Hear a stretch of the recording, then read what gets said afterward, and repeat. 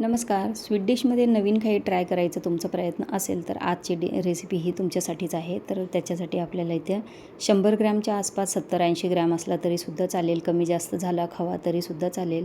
तर तेवढा खवा आपल्याला हवा आहे आणि तो नाही का असा आपल्याला भाजून घ्यायचा आहे. खव्याचा रंग इथे तुम्ही बघू शकता, थोडा पांढरा आहे आणि छान तो नाही का आपल्याला लालसर होईपर्यंत भाजून घ्यायचा आहे. आता चांगला तो भाजला आहे तर मी कढई खाली उतरून घेतली आणि पूर्ण कढई गार होईपर्यंत आपल्याला तो हलवत राहायचा आहे आणि छान असा नाही का त्याचा एकदम क्रीमी कलर आला आहे इथे.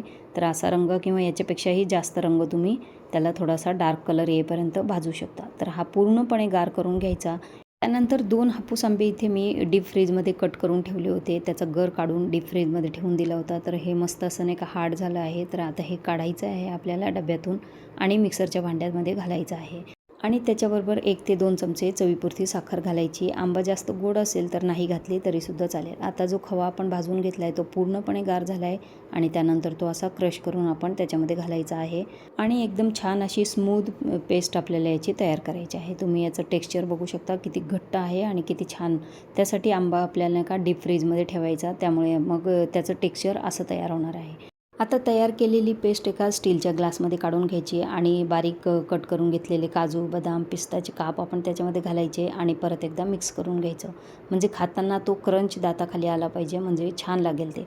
आणि हे टॅप करून घ्यायचं. वरून थोडेसे गार्निशिंगसाठी परत एकदा पिस्त्याचे आणि बदामाचे काप घातले आहे. वरून सिल्वर फॉईलने पॅक करून घ्यायचं, म्हणजे याच्यात आईस क्रिस्टल तयार होणार नाही आणि त्याच्यानंतर याला तुम्ही आईस्क्रीम स्टिकसुद्धा याच्यामध्ये खोचून ठेवू शकतात.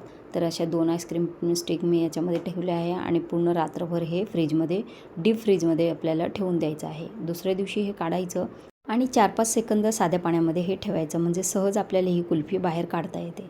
तर आता हे वरचं कवर काढून घेतलं आणि तुम्ही बघू शकता हे छान असं फिरायला लागलं आहे. आता बाहेर काढून घेते. मस्त मँगो मावा कुल्फी आपली तयार आहे. एवढी चविष्ट तयार झाली आहे ना, म्हणजे बाहेरसुद्धा तुम्हाला एवढी चवीची मिळणार नाही, एवढी छान ही कुल्फी तयार झाली आहे. आता वरून थोडीशी गार्निशिंग केली आहे आणि मस्त हा क्रंच सोबत नाही का तुम्ही खायला घ्या, मुलांना द्या. आणि आजची रेसिपी आवडली असेल तर मालाज किचनला लाईक, शेअर आणि सबस्क्राईब करायला विसरू नका. आणि अशाच नवनवीन डेझर्ट रेसिपींसाठी मालाज किचनचे मेंबर व्हा.